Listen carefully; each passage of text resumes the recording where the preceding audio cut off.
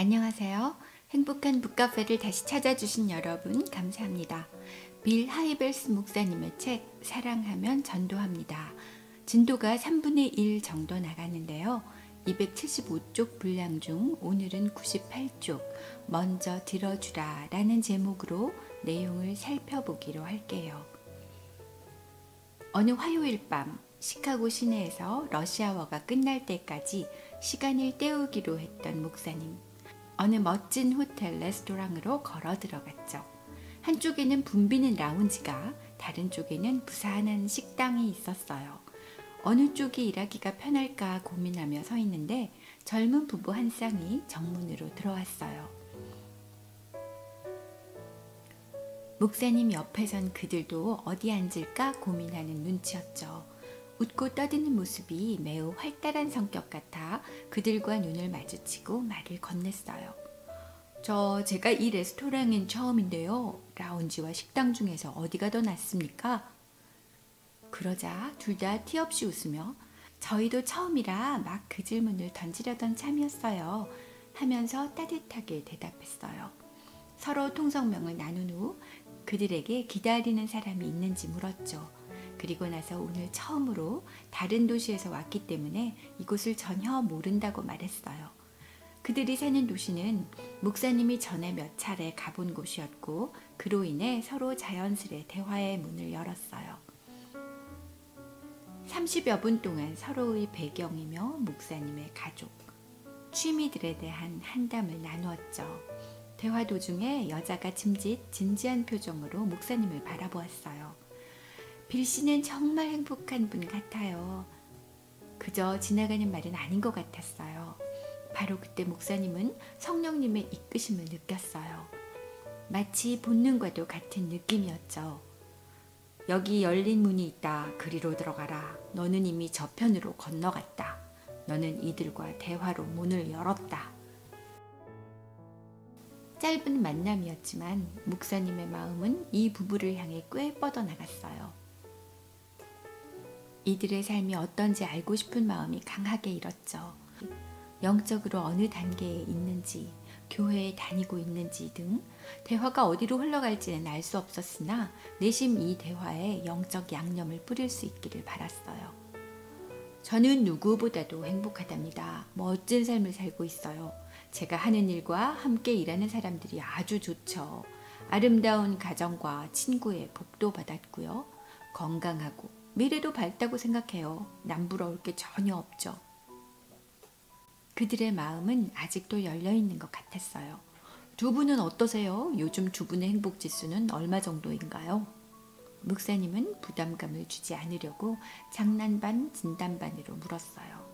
여자가 즉시 대답을 했지만 목소리는 다소 떨렸어요. 사실 제 행복 지수는 현재 바닥이랍니다.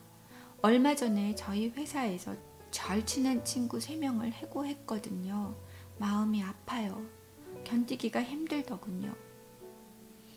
남자는 해고할 간부의 수를 결정하기 위해 종일 모임에 참석했다고 말했어요.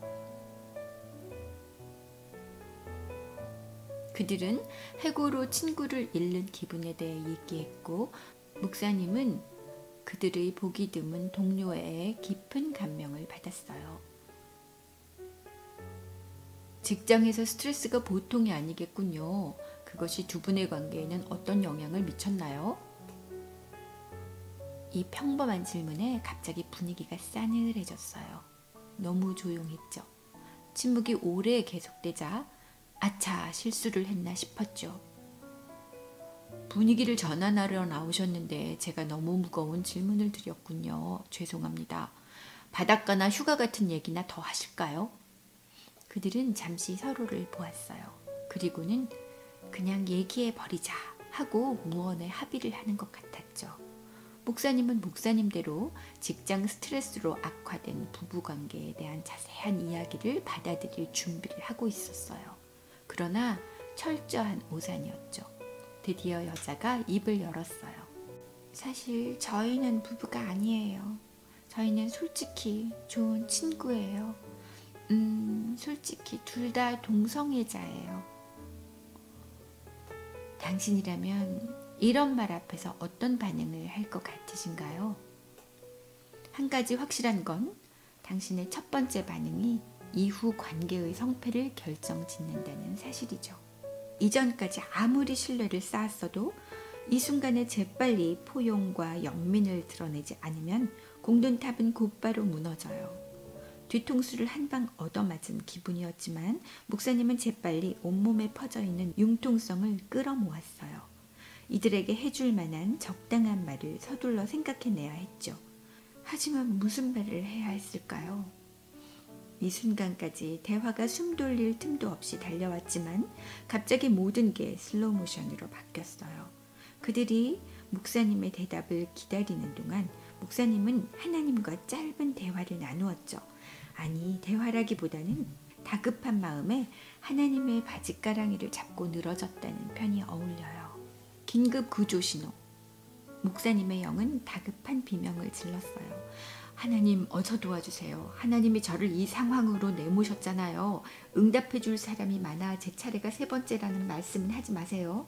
하나님, 제가 지금 정말 급하다고요. 당장요. 목사님 안에 숨어있던 수많은 생각이 순식간에 튀어나왔어요. 그리고 생각을 다 정리하기도 전에 목사님 입을 통해 몇 마디가 흘러나갔죠. 그 이야기를 하려면 한 잔 더 마시는 게 좋겠군요. 이번에는 제가 사죠. 이후 그들과 함께한 60여 분은 오랫동안 목사님 기억에 남아있을 것 같아요. 감동스럽다 못해 거룩하다는 느낌마저 드는 시간이었죠. 그들은 마음을 열 대상이 간절히 필요했고 마침 그 시간에 그 자리에 목사님이 나타난 것이었어요.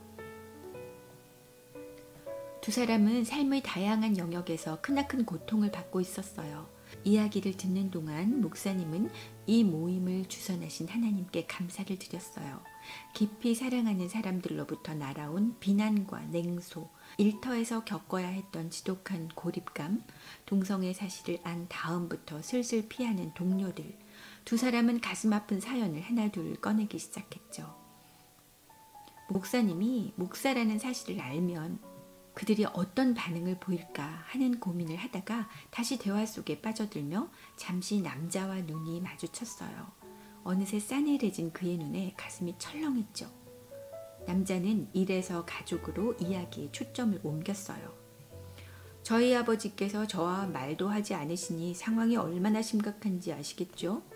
꼭 전할 말이 있으면 메일로만 하세요. 워낙 종교에 푹 빠진 분이라 제가 하나님 앞에서 혐오스러운 존재고 인간 쓰레기라는 식으로만 말씀하시죠. 늘 그런 식이에요. 그 말에 목사님은 다시 하나님께 긴급 구조 신호를 보냈어요. 이번에는 더 다급했죠.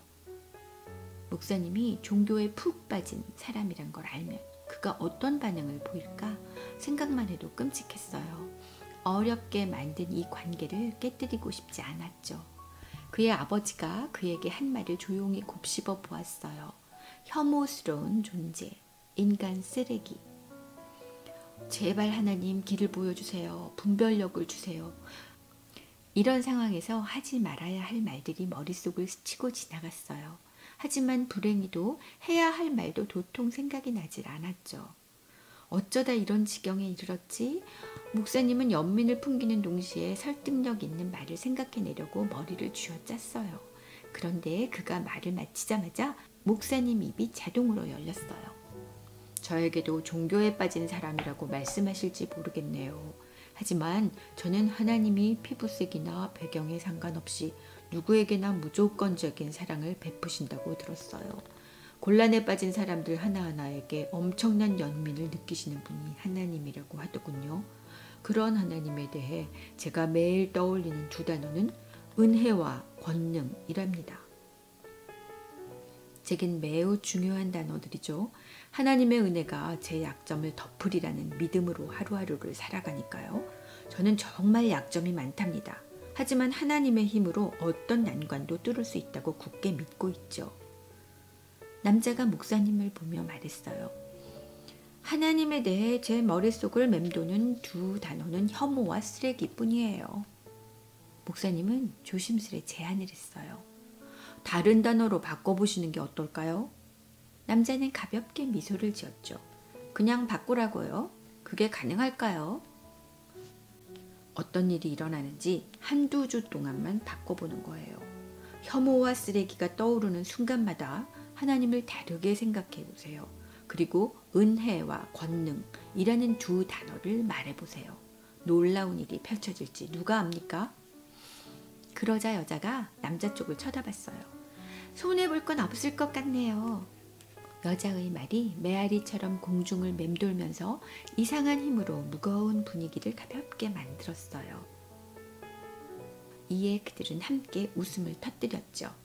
대화의 세계에서 현실로 돌아온 순간 그들은 어떤 방해도 받지 않고 1시간 남짓을 즐겼다는 사실을 깨달았어요. 각자 옷을 챙겨 입고 현관으로 가는데 여자가 목사님을 돌아보며 말했어요. 정말 뜻깊은 밤이었어요. 정말요. 하며 다짜고짜 목사님을 껴안았어요. 원체 포옹을 싫어하기로 소문난 목사님이었지만 그녀의 진심이 목사님에게 전해졌어요. 남자는 목사님 손을 잡고 천천히 흔들었죠. 오늘 밤 정말 감사해요. 가만 두 단어가 뭐였죠? 은혜와 권능, 은혜와 권능이요. 아, 맞아요. 은혜와 권능. 이번 주에 한번 해봐야겠네요. 이 말을 끝으로 그들은 택시를 타고 떠나갔어요. 이 이야기를 다시 음미하기 전에 몇 가지 사실에 주목해 주세요. 그날 밤 두 사람은 예수 그리스도 앞에 무릎을 꿇지 않았어요.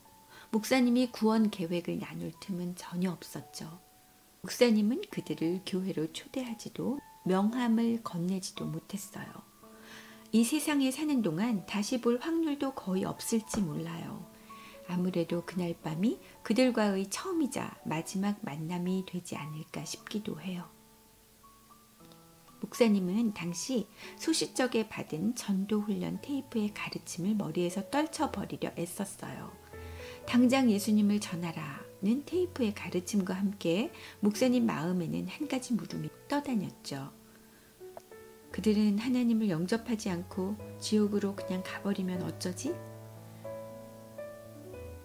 알다시피 우리의 목표는 사람들을 사랑과 구원의 하나님께 데려오는 것이에요.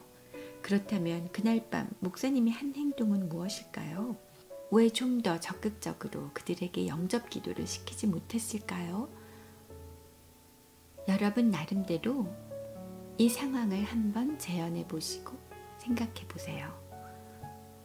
그리고 목사님의 행동을 평가하기에 앞서 다음 시간 불신자 틈으로 들어가라는 내용을 들어보신다면 아마 색다른 판단을 하게 되실 것 같아요. 그럼 다음 시간까지 모두 건강하시고 안녕히 계세요.